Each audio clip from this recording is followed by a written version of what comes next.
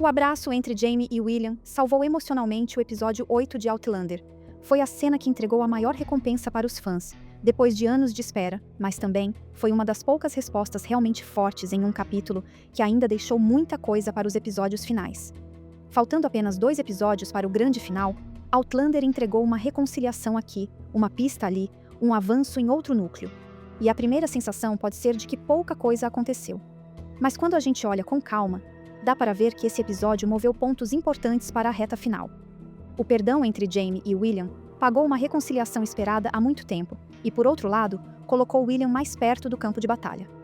Frank deixou de parecer uma ameaça contra Jaime, porque a virada sobre o livro mostrou que tudo aquilo sempre se tratou de proteger Brianna, e Fanny ouviu o zumbido das pedras no meio do luto por Jaime. Mas cá entre nós, a surpresa não está em ela ser viajante. Depois que soubemos que ela é descendente de Claire, isso já dava para imaginar. A pergunta importante é outra. Por que a série trouxe essa confirmação agora, faltando tão pouco para o fim? Eu tenho uma aposta sobre isso, e vamos falar mais adiante. O episódio 8 é interessante por essa mistura. Ele entrega cenas bonitas, algumas muito emocionantes, mas também deixa uma dúvida incômoda. Esses avanços são suficientes para uma temporada tão curta, com tantos arcos ainda abertos? Então hoje, vamos olhar para o que esse episódio realmente moveu. O que ele resolveu, o que ele começou a resolver, e quais sinais ficaram plantados para Kings Mountain e para o final de Outlander. O episódio começa no túmulo de Fergus, e essa escolha já diz muito. Depois da tragédia da gráfica, Marsali precisa decidir se aceita a proposta de Percy Beauchamp. Se ela reconhecer oficialmente Fergus como filho biológico do Comte Saint-Germain, pode garantir dinheiro para os filhos, reconstruir a gráfica e continuar o trabalho que Fergus deixou. A decisão tem um lado prático muito forte. Marsali está grávida, tem filhos para criar, e perdeu o marido de forma brutal. Mas a cena cresce quando ela corrige Jaime sobre o que Fergus realmente sentia. Jaime imagina que Fergus rejeitava a ligação com o Conte porque o homem era desprezível. Marsali mostra que a dor era outra. Fergus só queria chamar Jaime de pai. Isso torna a despedida muito mais profunda. Fergus podia ser reconhecido como filho biológico de outro homem, mas o nome que importava para ele era Fraser. Jaime foi o homem que o acolheu, que deu a ele uma família e que agora precisa dizer em voz alta o que Fergus já carregava como verdade. Ele era seu filho. Essa cena prepara o episódio inteiro. Antes de William chegar à conversa que todos esperavam, Outlander lembra que paternidade, nessa história, passa por sangue, mas também por escolha, criação e proteção. E essa ideia leva direto para Frank. Desde o começo da temporada, o livro de Frank parecia uma provocação. A informação sobre a morte de Jaime em Kings Mountain parecia uma sentença deixada para Claire e Jaime. Só que o episódio 8 muda o foco dessa leitura. Quando Roger menciona que Frank chamava Brianna de Deadeye, um apelido usado para alguém com mira certeira, Jaime finalmente entende a dedicatória do livro.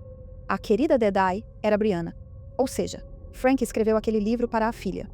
Esse ponto precisa ser lido com cuidado. O episódio não transforma Frank em herói simples. A motivação dele parece bem específica: salvar Brianna. Frank ensinou a filha a atirar, a montar e a conhecer história, porque sabia ou acreditava que ela poderia acabar no século XVIII. Se Brianna fosse para o passado, ela precisaria estar preparada. E naquele mundo, Jaime vivo era uma forma de proteção para ela. Essa virada deixa Frank mais interessante, porque não apaga suas contradições. Ele continua sendo um homem racional, controlador, movido pela filha e talvez consciente de que Claire e Jaime pertenciam a uma história que ele não conseguiria apagar. Mas o livro deixa de funcionar como provocação contra Jaime. Ele passa a funcionar como um aviso deixado para Brianna. E Brianna transforma esse aviso em ação. Quando Brianna começa a mexer nos rifles, a série está respondendo a uma ameaça bem concreta. O livro de Frank dizia que Patrick Ferguson, o oficial britânico ligado à Batalha de Kings Mountain, tinha um rifle de retrocarga, ou seja, uma arma que podia ser carregada com mais rapidez do que os mosquetes comuns da época. Para Jaime, isso significa uma coisa simples. Se a história já aponta para a morte dele naquela batalha, qualquer vantagem do inimigo importa. Historicamente, Ferguson foi mesmo um oficial britânico da Guerra de Independência Americana e ficou associado ao chamado Ferguson Rifle. A série usa esse detalhe para transformar a habilidade de Brianna em algo prático. Ela está preocupada com o pai e tenta reduzir uma vantagem militar que pode fazer diferença quando Jaime chegar a Kings Mountain. Kings Mountain também tem um peso histórico próprio. A batalha aconteceu em 1780, durante a Guerra de Independência Americana, e envolveu milícias de fronteira. Era uma guerra muito próxima das comunidades. Homens que viviam em regiões parecidas, com lealdades diferentes, acabavam se enfrentando. Para Jaime, a guerra já não está distante. Ela começa a entrar na vida da família, e é exatamente aí que William chega. William aparece em Fraser's Ridge dizendo que quer falar com Brianna. Faz sentido, pois Brianna se tornou uma das poucas pessoas que ele ainda consegue procurar sem se sentir atacado. Ela também conhece a verdade sobre Jamie, sobre deslocamento e sobre família. Mas o episódio deixa claro que William foi até ali porque Jamie também estava presente. A cena do jantar é uma das mais bonitas do episódio porque dá a William uma imagem de família reunida. A casa está cheia. Ian, Rachel, Roger, Brianna, Claire, Jamie. As crianças. William ainda mantém distância de Jamie, mas já está dentro daquele espaço. A série coloca ele diante de uma família que, de algum modo, também é dele. Esse detalhe pesa porque William está vivendo uma crise de identidade. Ele descobriu que Jamie é seu pai biológico, descobriu verdades difíceis sobre Lord John, se decepcionou com Amaranthus e agora não sabe mais em quem confiar. Tudo o que sustentava a imagem que ele tinha de si mesmo está rachando. No século XVIII, isso tinha um peso enorme. Nome, linhagem, legitimidade e herança definiam posição social, casamento, honra e segurança. Para William, descobrir a verdade sobre o próprio nascimento mexe com o afeto, mas também mexe com o lugar dele no mundo. Por isso a reação dele é tão dura. Quando Jamie tenta se aproximar na pescaria, William ainda está armado por dentro. E quando Lord John entra no assunto, a conversa desanda. William usa palavras cruéis, fala da sexualidade de John com desprezo, e ainda insinua algo sobre Jamie e Lord John. A resposta de Jamie é uma das partes mais importantes do episódio. Ele defende Lord John. Diz que John é um dos melhores homens que conhece e que amou William com tudo o que podia dar. Jamie poderia usar aquele momento para ocupar o lugar de pai verdadeiro e diminuir John. Ele faz o contrário. Protege o homem que criou William. Isso mostra maturidade e também prepara o próximo conflito. William não precisa substituir um pai pelo outro. Ele precisa entender como os dois formaram quem ele é, mesmo que os dois tenham escondido verdades dolorosas. Depois da briga, William tenta ir embora. Claire então faz uma intervenção curta, mas decisiva. Ela lembra que eles estão em guerra. Aquela poderia ser a última vez que William veria Jamie vivo. Claire acerta o ponto que William tenta evitar. Ele ainda se importa. A raiva é real, mas o amor também. Se ele for embora naquele momento, talvez carregue para sempre uma última conversa marcada por acusação. E então vem uma das melhores escolhas visuais do episódio. William vê Jamie conduzindo uma criança no cavalo, do mesmo jeito que fazia com ele em Hellwater. A memória volta antes da conversa final. Ele lembra de Mac, o cavalariço. Essa lembrança é essencial. William está lembrando de alguém que amava. Jamie era um herói para ele antes de qualquer revelação sobre sangue, por isso a dor do abandono é tão profunda. Quando William chama Jamie para caçar na floresta, a cena já está emocionalmente preparada. Ele quer saber como Jamie pôde deixá-lo. E a resposta de Jamie é dolorosa e coerente com toda a história dele. Jamie diz que também o amava, mas que não tinha nada a oferecer. Era um prisioneiro jacobita, visto como traidor, sem dinheiro, sem posição segura, sem nome digno para entregar ao filho. Na cabeça de Jamie, afastar-se era a única forma de proteger William. O abraço emociona porque vem depois de uma conversa honesta. William fala da ferida. Jamie explica a decisão. E, principalmente, Jamie pede perdão. A série finalmente permite que os dois se encontrem sem fuga, sem orgulho e sem mais uma explosão de raiva. Aquele abraço arrancou lágrimas de muita gente. Vamos seguir com esse raciocínio, mas antes, se você está gostando do vídeo, já deixa o like e se inscreve no canal Série Histórica. Faltam só 2 episódios, e a gente ainda vai acompanhar cada pista sobre Kings Mountain e os segredos da viagem no tempo. Agora sim, vamos lá. Chama a atenção que pouco antes da reconciliação, a série coloca William e Jamie no contexto do treinamento da milícia. Jamie está preparando os homens para Kings Mountain. Quando William se aproxima, observa a movimentação e entra naquela conversa quase naturalmente. Isso nos lembra que William já vinha sendo mostrado como alguém que entende de estratégia militar nessa temporada. Ele não é apenas o filho magoado chegando a Ridge para resolver uma ferida familiar.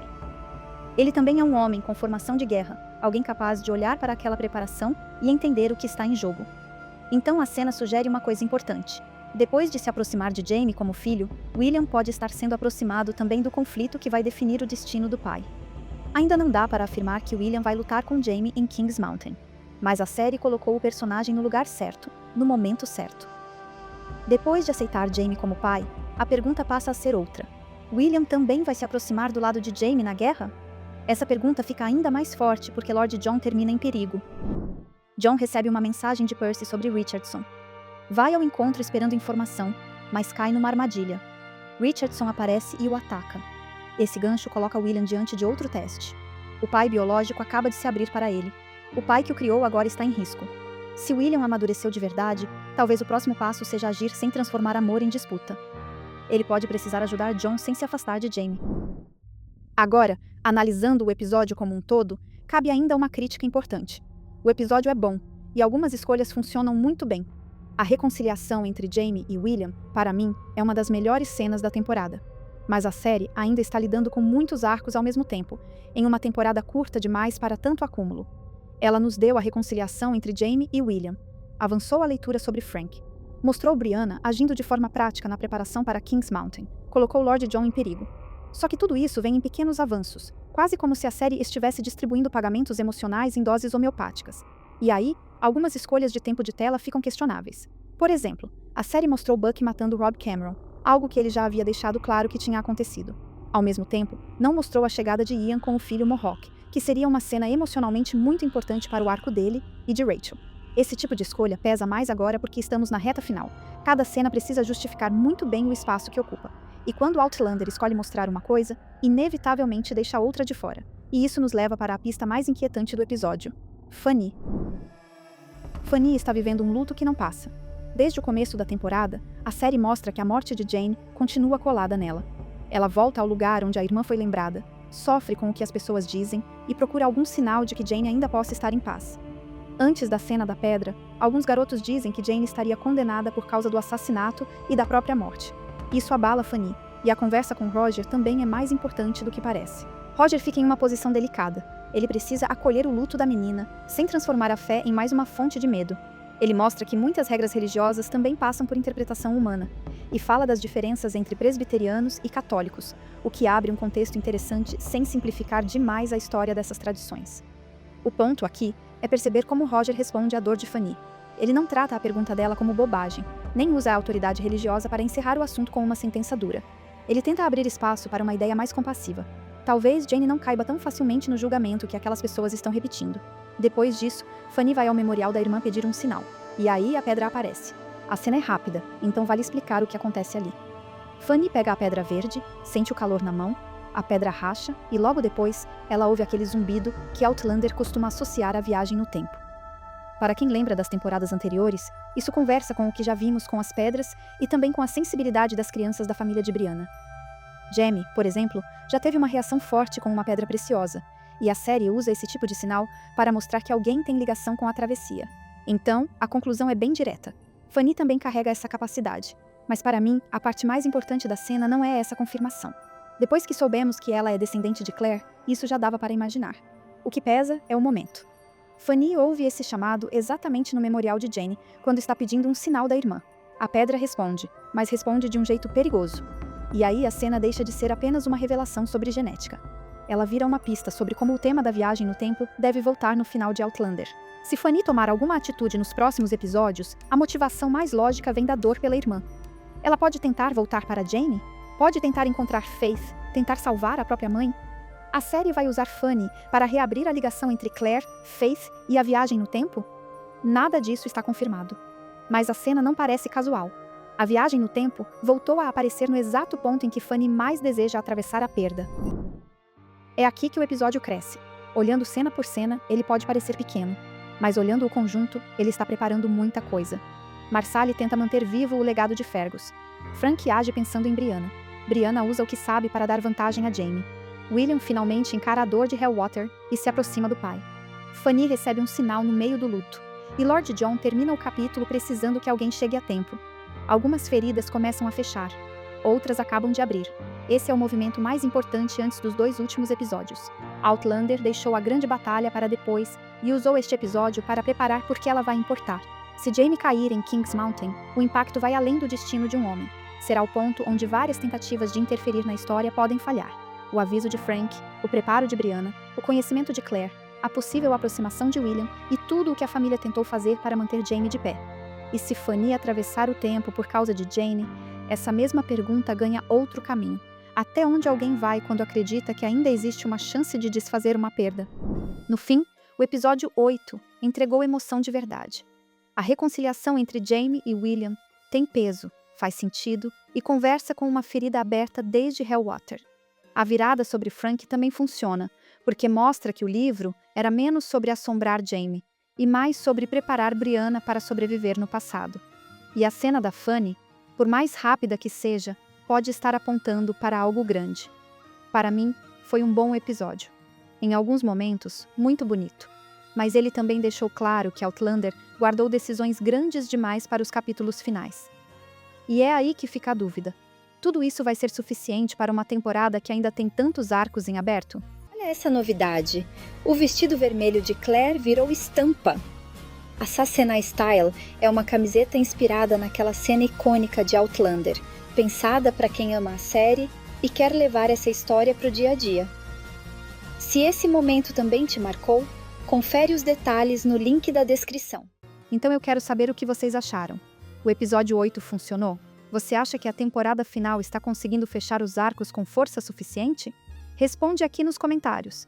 E não esquece de mandar esse vídeo para aquela pessoa que você conhece e que é fanzona de Outlander como a gente.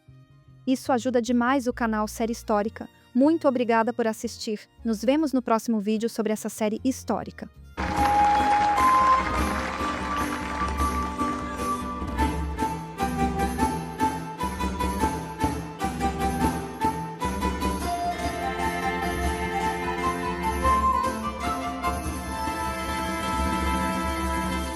Anjiva!